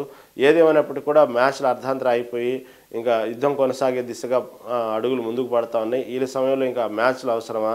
ఈ సమయంలో వాస్తవంగా మ్యాచ్ చూడటానికి ప్రతి ప్రేక్షకుడు కోరుకునే సమయం కూడా కాదు. ఎంతసేపటికి యుద్ధం చేయాలి, పాకిస్తాన్ని తుదుముట్టించాలి అనేటువంటి సందర్భం. ఆ సందర్భంలో మ్యాచ్లు ఆగిపోవటం అనేది సహజంగా చేయాల్సిన పనులు. ఎందుకంటే ఉన్నటువంటి మైదానాలను కూడా పాకిస్తాన్కి సంబంధించిన బోర్డర్లో ఉన్న రాష్ట్రాల్లోనే ఉన్నాయి 2-3 మైదానాలు. ఆ టైంలో జరగాల్సిన మ్యాచ్లు పొరపాటున ఏదైనా జరిగితే వేలల్లో ప్రాణాలు పోతాయి, లక్షల్లో ప్రాణాలు పోతాయి. దానికి సంబంధించి భారతదేశం అపవాదు మూట కట్టుకునేది. ఈ సమయంలో కూడా ఇలాంటి క్రీడలు అవసరమా అనుకునేటువంటి అవకాశం ప్రపంచ దేశాలకు ఇవ్వకుండా కానివ్వండి, మన భారతదేశంలో అంతే అవకాశమనే కాదు, భారతదేశంలో ఉన్నటువంటి ప్రజల ప్రాణాలు కూడా ప్రభుత్వానికి, ఇటు ఆర్మీకి ముఖ్యం కాబట్టి ఇలాంటి సందర్భంలో అలాంటి సాహసాలు చేయడం కూడా కరెక్ట్ కాదు. కాబట్టి ఐపీఎల్ మ్యాచ్లు అర్ధాంతరంగా ఆపటం జరిగింది. ఐపీఎల్ మ్యాచ్లు ఆపిన తర్వాత మళ్ళీ ఐపీఎల్ మ్యాచ్లు జరిగేటువంటి అవకాశం కూడా లేదనేటువంటి వార్తలు కూడా వచ్చినాయి. దాదాపుగా విదేశీ ప్లేయర్లందరూ కూడా ఇక్కడ ఆడటానికి కూడా ఇష్టపడలేదు, కొంతమంది వెళ్ళిపోయారు. ఇలాంటి సమయంలో ఈ షెడ్యూల్ మళ్ళీ ప్రకటించరేమనుకున్న తర్వాత ఒక్కసారిగా ఆపరేషన్ సీజ్ ఫైర్ తర్వాత కొంతవరకు ఊపిరి పీల్చుకున్నారు. జరిగేటువంటి వాతావరణం అనుకూలంగా ఉంది అనుకున్నారు. వెంటనే చకచక పనులు అయిపోయినాయి. మళ్ళీ వెంటనే షెడ్యూల్ విడుదల చేశారు. దాంట్లో భాగంగా జరిగిన ఐపీఎల్ మ్యాచ్ ఎట్టగేలకు ఈ సీజను ఒక ముగింపు కార్యక్రమం అయిపోయింది. ఆర్సీబీ గెలవటం అయిపోయింది. ఏదైతేనే ఈ ఐపీఎల్ సీజన్ ముగిసింది. ఈ వార్తల్ని హైలైట్ చేసింది సాక్షి దినపత్రిక. తర్వాత లుకలుకలు కుమ్ములాటలు. రాష్ట్రంలో 3 ప్రధాన పార్టీల అంతర్గత రగడ, కాంగ్రెస్, బీఆర్ఎస్, బీజేపీలో చర్చ. రాష్ట్రంలో ఉన్నటువంటి ఈ 3 ప్రధాన పార్టీలో ఒకటి అధికార కాంగ్రెస్, రెండోది ప్రధాన ప్రతిపక్షం బీఆర్ఎస్, మూడోది జాతీయ పార్టీ బీజేపీ. ఏ చిన్న అవకాశం ప్రతినిధి పార్టీలపై ఆరోపణలు, విమర్శలతో విరుచుకుపడిపోతుంటాయి. అటువంటి పార్టీలు వాళ్ళ పార్టీల్లోనే లుకలుకలు కుమ్ములాటలు అంటూ కూడా, ఈ వర్గ విభేదాలంటూ కూడా దీన్ని హైలైట్ చేసింది సాక్షి దినపత్రిక. దాంతో అసమ్మతి స్వరాలు, అసంతృప్తి జ్వాలతో సతమతం, కాంగ్రెస్లో తేలని కేబినెట్ విస్తరణ, ఆశావాహుల నిరసనగడం. ఇది మాత్రం ఈ కేబినెట్ సంబంధించినటువంటి ఈ విస్తరణ సంబంధించిన మాత్రం కాంగ్రెస్ ఎన్నిసార్లు ఇలాంటి వాతావరణం ఎన్నోసార్లు వచ్చింది. ఈసారి మాత్రం 100% పక్కా 30వ తారీఖు మాత్రం ఈ విస్తరణ సంబంధించినట్టు జరుగుతుంది. ఆశావాహులు కొంతమంది కొత్తగా ఎవరైతే పార్టీ కోసం కష్టపడుతున్నారో వాళ్ళకి అవకాశం దక్కేటువంటి అవకాశం వచ్చింది. 5 మంత్రులు రాబోతున్నారు. 1-2 మాత్రం స్థానచలనం జరగబోతుంది. తర్వాత 4 కాంగ్రెస్ పార్టీ వర్కింగ్ ప్రెసిడెంట్గా 4 పేర్లను ప్రకటించబోతున్నారు. ఈసారి బాహుబలి సంబంధించినటువంటి క్యాబినెట్తో రాబోతుంది. జంబో ప్యాక్తో కూడుకున్నటువంటి క్యాబినెట్ రాబోతుందంటూ ఇలా రోజుకొక వార్త. ఇది కొత్త కాదు, గతంలో కూడా వచ్చిన ఈ వార్తలు. ఎప్పటికప్పుడు రేవంత్ రెడ్డి హడావుడిగా ఢిల్లీకి వెళ్ళటం, ఇక్కడ ఉన్నటువంటి మంత్రులని ఢిల్లీకి పిలిపించుకోవటం, దాదాపుగా క్యాబినెట్ విస్తరణ జరిగిపోయింది, కొత్తగా వచ్చేస్తున్నాయి, పేర్లు వచ్చేస్తున్నాయి అంటాం. ఇటుపక్క ఉన్నటువంటి గాంధీ భవన్లో ఒక్కసారిగా వాతావరణం వేడెక్కడం, ఎవరికి వాళ్ళు ఎదురు చూడటం, పేర్లను ప్రకటించేస్తున్నారని ఎవరికి వాళ్ళు ఆశావాహులు ఎదురు చూడటం, ఇలా ప్రతిసారి ఈ టెన్షన్ వాతావరణం జరుగుతూనే ఉంది. కానీ ఈసారి అలాంటిది కాదు. ఇటుపక్క డీకే శివకుమార్తో గంటలు చర్చ జరగటం, ఇటుపక్క సంబంధించిన రేవంత్ రెడ్డి, మహేష్ కుమార్ గౌడ్ ఆడే కూర్చోవటం, ఢిల్లీలోనే కూర్చోవటం, దాదాపుగా లిస్టు ఫైనల్ అయిపోయిందంటాం. ప్రకటిస్తారు అనగానే ఆ రోజు ఖర్గే అందుబాటులో లేదు. ఖర్గే అందుబాటులో లేరు కాబట్టి మళ్ళీ 30వ తారీఖు వస్తారు. మళ్ళీ ఇంకోసారి పిలుపు వచ్చింది. ఆ రోజు ఫైనల్ చేయటం, జస్ట్ సిగ్నేచర్ చేయటం అయిపోయింది, పని అయిపోయింది అని ఒకసారి. లేదు, ఒకళ్ళిద్దరి దగ్గర మాత్రం అధిష్టానం చెప్పిన పేర్ల దగ్గర రేవంత్ రెడ్డి ఒప్పుకోవట్లేదు, సస్యమీర అంటున్నాడు. ఆ ఒక్క విషయంలో పెండింగ్ పడింది, మిగతా అదంతా అయిపోయింది. 1-2 పేర్ల విషయంలో మాత్రం మొండిపట్టుగా ఉన్నారు. రేవంత్ రెడ్డి అలిగారని ఇలా రకరకాల వార్తలు. లేదు, ఖర్గే వచ్చేస్తారు. ఆల్రెడీ రాహుల్ గాంధీతో చర్చలు అయిపోయినాయి, ఖర్గేతోనే చర్చలు అయిపోయినాయి, ఆయన అందుబాటులో లేరు. 30వ తారీఖు వస్తారు, 31 ప్రకటించేస్తారు అని ఒకసారి. లేదు, తెలంగాణ ఆవిర్భావ దినోత్సవం రోజు ప్రకటిస్తారని ఒకసారి ఈ విధంగా రకరకాలుగా ఇంకా ప్రతిసారి వచ్చేదాంట్లో కొంచెం డిఫరెంట్. ఈసారి మాత్రం 100% పక్కా అయిపోయింది అనేటువంటి వార్తల నేపథ్యంలో, ఎందుకంటే స్థానిక సంస్థల ఎన్నికలు కూడా రాబోతున్నాయి తెలంగాణ వ్యాప్తంగా. ఈ స్థానిక సంస్థ ఎన్నికలు ప్రకటించే ముందుగానే ఈ కేబినెట్ విస్తరణ ప్రకటించేసి ఎన్నికల్లో కొత్త జోష్తో ముందుకెళ్తారు. ఎందుకంటే ఇప్పటికే ప్రజల్లో ప్రభుత్వం పట్ల కొంత అసమ్మతి ఉంది. అవన్నీ కవర్ చేసుకుంటూ నూతన మంత్రులు నూతన ఉత్తేజంతో వాళ్ళ స్థానాల్లో పార్టీని గెలుపు దిశగా తీసుకెళ్తారు. కొంత ఉత్సాహంతో పనిచేస్తారు. ఎన్నికల నోటిఫికేషన్ రాబోతుంది. ఇలా రకరకాల వార్తలు వచ్చిన విషయంలో కూడా ఎందుకో మాత్రం ఈ విస్తరణ ఆగిపోతుంది. దీని వెనక ఏదో పెద్ద మర్మమే ఉంది. ఇప్పటికీ కేబినెట్ విస్తరణ ఈ చర్చలు మళ్ళీ చర్చలు జరుగుతున్నాయి, కానీ ఈ విస్తరణ చర్చలు జరగట్లా. ఈ ప్రభుత్వ ఉద్యోగులకు సంబంధించినో రైతులయో ఈ జరుగుతున్నాయి. ఇలాంటి సమయంలో ఏదో జరగబోతుంది అనుకున్న టైంలో మళ్ళీ యథావిధంగా ప్రభుత్వ పాలన జరుగుతుంది, కానీ ఈ విస్తరణ విషయంలో రావట్లేదు. పాపం ఆశావాళ్ళు మాత్రం చాలా ఆశగా ఎదురు చూస్తూ ఉన్నారు. దీని గురించి చూస్తే కాంగ్రెస్ పరిస్థితి ఆ విధంగా ఉంది. తర్వాత పార్టీ పదవుల లొల్లి, గాంధీభవన్లో మహిళా నేతల ధర్నా, తర్వాత ఎమ్మెల్సీ కవిత రెబల్స్తో బీఆర్ఎస్లో దూరం. ఒక పక్క కాంగ్రెస్ పరిస్థితి అలా అయితే, ఇక బీఆర్ఎస్ పార్టీకి వచ్చేటప్పటికీ బీఆర్ఎస్ పార్టీ సరైన సమయంలో ఇక్కడ ఉన్నటువంటి కాంగ్రెస్ ప్రభుత్వం ప్రజల్లో ఉన్నటువంటి అసమ్మతిని క్యాచ్ చేసుకునే సందర్భంలో బీఆర్ఎస్ పార్టీ ఇంకా కొంచెం అవకాశం నూతన ఉత్తేజంతో ఇంకా పార్టీని బలోపేతం చేసుకునేటువంటి సందర్భంలో ఈ విధంగా ఒక్కసారిగా కుటుంబంలో ఉన్నటువంటి విషయాలన్నింటిని కూడా రోడ్డును పడేసుకుని వాళ్ళు చూస్తే బీఆర్ఎస్ పార్టీ ఒక్కసారిగా హ్యాంగ్ అయిపోయి ప్రత్యామ్నాయ పార్టీగా బీఆర్ఎస్ ఉండాల్సింది బీజేపీ పెరుగుదల కారణమైపోతుంది. ఎందుకంటే స్వయంగా వాళ్ళ కుటుంబంలో ఉన్నటువంటి బీఆర్ఎస్ పార్టీలో కాకుండా సొంతగా వాళ్ళ కుటుంబంలో ఉన్నటువంటి లుక్కులుకొని రోడ్డును పడేటప్పటికీ బీఆర్ఎస్ పార్టీ గందరగోళం పరిస్థితిలో ఉంది. ఓ పక్క కవిత సంబంధించినటువంటి రాసినటువంటి లేఖ దుమారం ఒకరోజు, తర్వాత హరీష్ రావు సంబంధించినటువంటి కొన్ని రోజులు ఇలా ఎపిసోడ్ నడవటం, ఫైనల్గా వచ్చేటప్పటికి కవిత చేసిన వ్యాఖ్యలు పార్టీని గందరగోళంలోకి నెట్టేశాయి.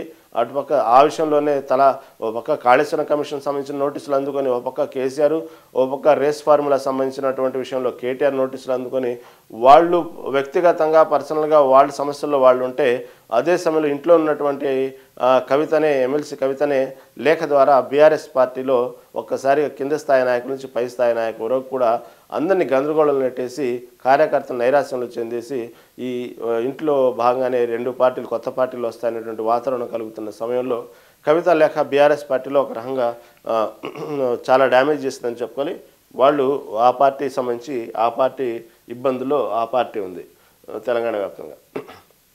తర్వాత కమలం పార్టీలో కూడా కలహాలు. ఇక ఒకళ్ళొకళ్ళ మధ్య నేతల్లో సఖ్యత లేక రకరకాల డిఫరెంట్ స్టేట్మెంట్లు ఇస్తూ ఒకే టాపిక్ మీద ఎవరి వ్యక్తిగతంగా వాళ్ళు స్టేట్మెంట్ ఇస్తూ పార్టీలో కూడా అంతర్గతం కలహాలు. ఓ పక్క కిషన్ రెడ్డి ఒక స్టేట్మెంటు, రఘునందన్ రావు స్టేట్మెంటు ఒక్కొక్క విషయంలో వచ్చేటప్పటికి, ఓ పక్క రాజాసింగ్ వచ్చేటప్పటికి పార్టీలో జరుగుతున్న నష్టం మీద బహిరంగంగానే పార్టీ నాయకుల మీద పార్టీలో జరుగుతున్నటువంటి నష్టాన్ని ఆయన బహిరంగంగా ఆయన యాంగిల్లో ఆయన చెప్పటం, ఇలా బీజేపీ పార్టీలో కూడా రకరకాలుగా ఉంది. నిన్న జరిగిన వర్క్షాపులు కూడా కొన్ని బయటపడ్డాయి. పార్టీని బలోపేతం చేసే దిశగా ముందుకు వెళ్లాల్సిన సమయంలో ఇటుపక్క అధికార పార్టీ దాదాపుగా ప్రజల్లో ఒక వ్యతిరేకతను మూటగట్టుకుని వీక్ అవుతున్న పరిస్థితుల్లో ప్రతిపక్ష పార్టీలు బలంగా తయారాల్సిన సందర్భంలో దాన్ని వాడుకోకుండా వాళ్ళ పర్సనల్ ఎజెండా ప్రాబ్లంతో వాళ్ళ ఉన్న పార్టీలో ఉన్నటువంటి ఈగోల ప్రాబ్లంతో నాయకత్వ లోపంతో వాళ్ళు కొట్టుమిట్టాడుతున్నారు తెలంగాణ వ్యాప్తంగా. ఇక్కడ చూస్తే 3 పార్టీలు దీన్ని అధికార పార్టీ ఎక్కడైతే ప్రజలు ఉన్న వ్యతిరేకతని వాళ్ళు కూడా ఎలా కవర్ చేసుకోవాలి అనేటువంటి పరిస్థితుల్లో నుంచి బయటపడి వీళ్ళే చేజేతులా మళ్ళీ అధికార పార్టీకి ఒక రకంగా ఆయుధంలాగా మారిపోయారు ప్రస్తుత పరిస్థితుల్లో. కాబట్టి అధికార పార్టీ ఒక రకంగా రిలాక్స్ అయిందని చెప్పుకోవాలి. ఎందుకంటే కరెక్ట్గా అష్టదిగ్బంధనం చేసేటువంటి సమయం, ఆ పార్టీని అటు ప్రభుత్వాన్ని ఒక సందిగ్ధం చేసి ఎండగట్టాల్సిన సమయం. పక్క రైతుల విషయంలో కానివ్వండి, ఇటుపక్క నిన్న జరిగిన నిరుద్యోగుల విషయంలో కానివ్వండి, ఇటుపక్క ప్రభుత్వ ఉద్యోగులకు సంబంధించిన సమస్యల్లో ప్రభుత్వం ఉన్నప్పుడు దాన్ని ఎజెండాగా తీసుకొని ముందుకెళ్ళి ప్రభుత్వాన్ని ఎక్కడికక్కడ కట్టడి చేసి ప్రభుత్వాన్ని సమస్యల్లో ఒక్కసారిగా సమస్యల్లో నెట్టాల్సి ప్రభుత్వం ఆలోచించుకోవాల్సిన సమయాన్ని వాళ్ళు క్రియేట్ చేయాల్సిన సందర్భాన్ని వీళ్ళు వాడుకోకుండా ఎక్కడికక్కడ పర్సనల్ ఎజెండాలతో వాళ్ళు కొట్టుకుమిట్టాడుతున్నారు తెలంగాణలో మిగతా పార్టీలు. దానికి ఈ ప్రభుత్వం అధికార పార్టీ కూడా ఒక చక్కటి ఆయుధంలాగా ప్రశాంతంగా చూస్తూ నవ్వుకుంటూ వాళ్ళ పరిపాలన మళ్ళీ ఒకసారిగా జరుగుతున్న ఆ పార్టీలో జరుగుతున్నటువంటి ప్రభుత్వంలో జరుగుతున్న లోటుపాట్లని సరిదిద్దుకునేటువంటి ఒక సమయాన్ని హాయిగా అంటే ప్రశాంతంగా అంటే ఇదే సమస్యల మీద ప్రతిపక్షాలు పోరాడినప్పుడు వాళ్ళు పడే టెన్షన్స్ లేకుండా ప్రశాంతంగా పార్టీలో జరిగే సమస్యలు కానివ్వండి ప్రజలకు ఇచ్చేటువంటి హామీల విషయంలో కానివ్వండి ఈ సమస్యని పరిష్కార దిశగా వెళ్ళడానికి కావలసినంత సమయాన్ని కావలసినంత ప్రశాంతతని అధికార పార్టీకి ఇస్తున్నాయి బీఆర్ఎస్ బీజేపీ పార్టీలు. ఎందుకంటే ఎక్కడ చూసినా ఈ నాయకత్వం లోపాలు, ఎవరికెవరు చూసినా ఈగోలు, అధికారం కోసం ఆరాటాలు, ఈ విధంగా బీజేపీలో ఓ పక్క బీఆర్ఎస్లో ఇంటి గొడవలు, ఈ విధంగా సమస్యలతో ప్రభుత్వానికి కొంత సమయం ఇచ్చిందని చెప్పుకోవాలి. కొంచెం రిలాక్స్ అయిపోయింది ఒక రకంగా రేవంత్ రెడ్డి సర్కారు, ఒక అదృష్టం వాళ్ళకు ఒక రకంగా. ఈ విధంగా తెలంగాణ వ్యాప్తంగా ఉన్నటువంటి పార్టీలో ఉన్నటువంటి అసమ్మతులు, లొక్కులొక్కలు ఇవన్నీ కూడా తీసుకొని సాక్షి దినపత్రిక దీన్ని హైలైట్ చేసింది. లొక్కలొక్కలు కుమ్ములాటలు అంటూ ఈ ప్రతి పార్టీలో ఉన్నటువంటి వ్యక్తిగత సమస్యల్ని ఒక హైలైట్ చేస్తూ ఇది రాసుకొచ్చింది. తర్వాత చరిత్రలో చిరస్థాయిగా Bhubharati deputy CM Mallu Bhatti Vikramarka August 15 నాటికి భూ సమస్యల పరిష్కారం నాట్ల కంటే ముందే రైతు భరోసా. ఈ విధంగా నిన్న జరిగిన ఎర్రుపాలెంకు సంబంధించినటువంటి సభలో పొంగులేటి శ్రీనివాసరెడ్డి చెప్పిన వ్యాఖ్యలు ఏదైతే భూభారతిని చాలా ఫెస్టేజ్గా తీసుకుంది తెలంగాణ ప్రభుత్వం, దానికి సంబంధించి ధరణి స్థానంలో తీసుకొచ్చిన భూభారతి చట్టం దేశ చరిత్ర నిలిచిపోతుందని డిప్యూటీ సీఎం భట్టి విక్రమార్క అన్నారు. గతంలో ధరణి సంబంధించినటువంటి విషయంలో ఏదైతే బీఆర్ఎస్ ప్రభుత్వం మాజీ సీఎం కేసీఆర్ తీసుకున్నటువంటి విషయంలో ఈ ధరణి విషయంలో చాలా సమస్యలు ఎదుర్కొన్నారు. అప్పట్లో ఈ భూమి విషయంలో కానివ్వండి, రైతుల విషయంలో కానివ్వండి, ఈ ధరణి సంబంధించినటువంటి విషయంలో సరైనటువంటి స్ట్రాటజీ లేక సరైనటువంటి ఏదైనా సాఫ్ట్వేర్ సరిగా లేకపోవటం వల్ల దానికి సంబంధించి అనేక మంది రైతులు వాళ్ళ భూములు సంబంధించిన విషయంలో కూడా తక్కువ ఎక్కువలు హెచ్చుదల్లలు, తర్వాత ఒక చోట ఉండాల్సినటువంటి ఒక చోట సైట్ సంబంధించినటువంటి ప్రాబ్లమ్స్ ఎదుర్కోవటం, రిజిస్ట్రేషన్ విషయంలో కూడా సరైనటువంటి దీని లేకుండా అవగాహన లేకుండా ఈ ధరణి అనేది చాలా ఇబ్బందులు పెట్టింది గతంలో ప్రభుత్వంలో. ఆ విషయంలో మాత్రం బీఆర్ఎస్ ప్రభుత్వం చాలా అపవాదం మూట కట్టుకుందనే చెప్పుకోవాలి. ఎందుకంటే వాళ్ళ అనుకున్నటువంటి విజన్కి ఆ ధరణి సంబంధించి ముందు తీసుకెళ్లే వాటికి ఎక్కడ ఒక ఇంజనీరింగ్ ఒక సాఫ్ట్వేర్ అనేది ఒక పొంతన లేకుండా చాలామంది సమస్యలు ఫేస్ చేశారు. దాని రకరకాల సమస్యలు ఒక్కొక్క రకంగా ధరణి విషయంలో మాత్రం చాలామంది సమస్యలు ఎదుర్కొన్నారు. ఆ విషయంలో మాత్రం బీఆర్ఎస్ ప్రభుత్వం ఒక అపవాదం మూట కట్టుకుంది. బీఆర్ఎస్ ఓటమిలో అదొక కారణాల్లో ఈ ధరణి అనేది కూడా ప్రధానంగా మేజర్ పార్టీ పోషించింది అప్పట్లో. కాబట్టి ఆ స్థానంలో ఇప్పుడున్నటువంటి రేవంత్ రెడ్డి సర్కారు ఈ ఏదైతే భూభారతి అనే చట్టం తీసుకొచ్చింది, ఎక్కడెక్కడ డ్రోన్ల సహాయంతో సరైనటువంటి భూ నిర్ధారణ చేసేటువంటి కార్యక్రమాన్ని కూడా భూభారతిలో తీసుకొచ్చారు. దీన్ని చాలా గొప్పగా హైలైట్గా చెప్పుకుంటూ నిన్న భట్టి విక్రమార్క చెప్పిన స్టేట్మెంటు, భూభారతిపై అవగాహన కల్పించేందుకు రాష్ట్ర వ్యాప్తంగా అన్ని రెవెన్యూ గ్రామాల్లో ఈ నెల 20వ తేదీ వరకు రెవెన్యూ సదస్సులు నిర్వహిస్తున్నట్టు తెలిపారు. అది ఏ విధంగా పనిచేసిద్ది, దానికి సంబంధించినటువంటి రెవెన్యూ సమస్యలు ఏ విధంగా తీర్చుకోవచ్చు, ప్రతి గ్రామంలో దాన్ని ఎలా వాడుకోవాలి భూభారతికి సంబంధించి ఒక అవగాహన కార్యక్రమాలు కూడా ప్రభుత్వం ఏర్పాటు చేస్తుంది. ఆ దిశగా ముందుకెళ్తుంది. తర్వాత మంగళవారం ఖమ్మం జిల్లా ఎర్రుపాలెం మండలం ములుగుడు గ్రామంలో భూముల రీసర్వే రెవెన్యూ సదస్సు మంత్రులు పొంగులేటి శ్రీనివాసరెడ్డి, తుమ్మల నాగేశ్వరరావుతో కలిసి ఆయన ప్రారంభించారు. ఈ సందర్భంగా మాట్లాడుతూ స్వాతంత్రం వచ్చాక కాంగ్రెస్ తీరు కొన్ని చట్టాలు తీసుకొచ్చింది. ఈ విధంగా భట్టి విక్రమార్క మాట్లాడిన మాటల్ని సాక్షి దినపత్రిక హైలైట్ చేసింది. ఈ భూభారతిని మాత్రం చాలా గొప్పగా కాంగ్రెస్ ప్రభుత్వం చెప్పుకుంటుంది. దీంట్లో ఇప్పటికీ ఇంకా మొదలైంది. మళ్ళీ దీంట్లో ఎటువంటి సమస్యలు ఉన్నాయి, ఈ భూభారతిలో గతంలో ఉన్నటువంటి ధరణిలో ఉన్నటువంటి సమస్యలాగానే ఈ భూభారతిలో ఏమైనా సమస్యలు ఉన్నాయి ఏంది తెలియటానికి కానివ్వండి, అసలు భూభారతిని ఏ విధంగా వినియోగించుకోవాలి, ఈ రెవెన్యూ సదస్సులు జరుగుతున్నాయి. కాబట్టి ముందు దీంట్లో చిన్న లోపాలను కూడా సరిదిద్దుకునే విధంగా ఈ డ్రోన్ సంబంధించిన సహాయం తీసుకుంటూ ముందుకెళ్తుంది రాష్ట్ర ప్రభుత్వం.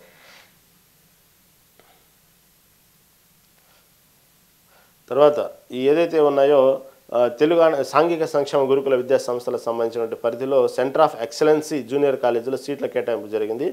ఈ తీరుపై విద్యార్థుల నుంచి తీవ్ర ఆందోళన వ్యక్తమవుతుంది. స్థానిక సమీప ప్రాంతాలైనా పరిగణలోకి తీసుకోకుండా 100 కిలోమీటర్ల దూరం కాలేజీలో సీట్లు కేటాయించడంపై, ఎందుకంటే ఇక్కడ ఆదిలాబాద్లో విద్యార్థి తీసుకొచ్చి జడ్చల కాలేజీలో సీట్ ఇచ్చారు, అదేవిధంగా ఖమ్మం విద్యార్థికి బెల్లంపల్లిలో సీటు, ఈ విధంగా అంటే చాలా పరిసర ప్రాంతాల్లో సీట్లు ఇవ్వాల్సింది పోయి కొన్ని 100 కిలోమీటర్ల సుదూరమైన ప్రాంతాల్లో సీట్లు కేటాయించడం అనేది ఒక పక్క విద్యార్థుల్లో చాలా వ్యతిరేకత వస్తూ ఉంది. ఈ వార్తను కూడా సాక్షి దినపత్రిక హైలైట్ చేసింది. ఏదైతే దానికి సంబంధించి వాళ్ళ తల్లిదండ్రులు కూడా చాలా ఆవేదన చెందుతూ ఉన్నారు. ఆదిలాబాద్లో విద్యార్థికి జడ్చర్లలోని సీఈఓలో సీటు కేటాయించారు. అదేవిధంగా ఖమ్మంకు చెందిన విద్యార్థికి బెల్లంపల్లి కాలేజీలో సీటు కేటాయించారు. ఇలా ఇష్టానుసారంగా సీట్లు కేటాయించడంపై విద్యార్థుల తల్లిదండ్రులు ఆగ్రహం వ్యక్తం చేస్తున్నారు. సిఓఈలో సీటు వచ్చినప్పటికీ ఆయా కాలేజీలు అడ్మిషన్స్ పొందాలా లేదా అనే సందిగ్ధం నెలకొంది. ఈ నెల 7వ తేదీ కల్లా అడ్మిషన్ల అర్హత పొందిన విద్యార్థులు నిర్దేశించిన కాలేజీలో రిపోర్ట్ చేయాల్సింది. కానీ సుదూర ప్రాంతాల్లో సీట్లు కేటాయించడంతో తమకు సమీపం కాలేజీలకు మార్పు చేయాలంటూ అధికారుల వద్ద చక్కర్లు కొడుతున్నారు. కేటాయింపులను పునఃపరిశీలించాలని డిమాండ్ చేస్తున్నారు. ఈ విధంగా 39 కాలేజీలో 2280 సీట్లు ఉన్నాయి. దీనికి సంబంధించి 22 బాలికల కాలేజీలుగా ఉండగా 17 బాలుర జూనియర్ కాలేజీలు ఉన్నాయి. ఎస్సీ గురుకుల సొసైటీ పాఠశాలలో చదివి అత్యుత్తమ ప్రతిభ కనబరిచిన విద్యార్థులను సిఓఈలోకి ఎంపిక చేస్తారు. ఈ కాలేజీలో ఇంటర్మీడియట్ కోర్సుతో పాటు JEE mains, JEE advanced, NEET క్లాస్తో పాటు ప్రఖ్యాత విద్యా సంస్థల ప్రవేశ కోసం నిర్వహించే పోటీ పరీక్షలకు సన్నద్ధం చేస్తారు. ఈ కాలేజీలో సాధారణ లెక్చరర్లతో పాటు పోటీ పరీక్షలకు ప్రత్యేకంగా ఫ్యాకల్టీ నియమించి తరగతులు నిర్వహిస్తారు. ఎస్సీ గురుకుల సొసైటీలో సీఈఓల నుంచి డిమాండ్ ఉంది. ఏమైనప్పటికీ కూడా ఈ విద్యార్థులు మాత్రం బాగా వ్యతిరేకత మొదలైంది. తల్లిదండ్రులు ఆవేదన చెందుతున్నారు. ఎందుకంటే వాళ్లకు పరిసర ప్రాంతాలు ఇవ్వాల్సిన సీట్లను తీసుకెళ్లి కొన్ని వందల కిలోమీటర్లు ఇవ్వటం, దీనికి సంబంధించి విద్యార్థులతో పాటు తల్లిదండ్రులు కూడా ఆందోళన చెందుతూ ఉన్నారు. జడ్చర్లో ఉన్న సెంటర్ ఆఫ్ ఎక్సలెన్సీ కాలేజీలో ఉమ్మడి మహబూబ్ నగర్ జిల్లా చెందిన లేదా కాలేజీ సమీప జిల్లాలో విద్యార్థులకు ఎంపిక చేయాలి. కానీ వాళ్ళని తీసుకెళ్లి నల్గొండ, ఖమ్మం, కరీంనగర్, ఆదిలాబాద్, నిజామాబాద్ జిల్లాలకు చెందిన విద్యార్థులకు సీట్లు కేటాయించారు. అదేవిధంగా ఖమ్మం జిల్లా దానవాయిగూడెంలో ఉన్న సిఓ కాలేజీలో మహబూబ్ నగర్, సిఓఈ కాలేజీలో ఉన్న మహబూబ్ నగర్కి తీసుకెళ్లి కరీంనగర్, ఆదిలాబాద్ జిల్లాలకు చెందిన విద్యార్థులకు సీట్లు కేటాయించారు. ఈ విధంగా సంబంధం లేకుండా సీట్లు కేటాయించడం వెనుక ఇటు విద్యార్థులు కానివ్వండి, తల్లిదండ్రులు కానీ విద్యార్థులు ఆందోళన వ్యక్తం అవుతుంది. అదేవిధంగా చాలా ఆగ్రహంతో ఉన్నారు తల్లిదండ్రులు కూడా. ఈ విధంగా ఎందుకంటే రేపు 7వ తారీఖే అడ్మిషన్స్ సంబంధించిన ప్రక్రియకు తీసుకెళ్ళి ఎవరైతే కాలేజీలో సీట్ వచ్చిందో వాళ్ళు తీసుకెళ్ళి 7వ తారీఖు సబ్మిట్ చేయాలి. వాళ్ళు రిజిస్టర్ అవ్వాలి, అక్కడ జాయిన్ అయిపోవాలి. ఇంత షార్ట్ టైంలో ఈ విధంగా గందరగోళం పరిస్థితి ఉంటే మళ్ళీ దాని గురించి పరిశీలించాలంటూ ఇటు తల్లిదండ్రులు ఆందోళన చెందుతున్నారు, చాలా కోపంతో ఉన్నారు. మళ్ళీ దీన్ని ప్రభుత్వం ఏ విధంగా పరిష్కరిస్తుందో చూడాలి. ఇవి ఈనాటి దినపత్రికల ప్రధాన అంశాలన్నిటి కూడా చూస్తూనే ఉండండి. Mega 9 TV.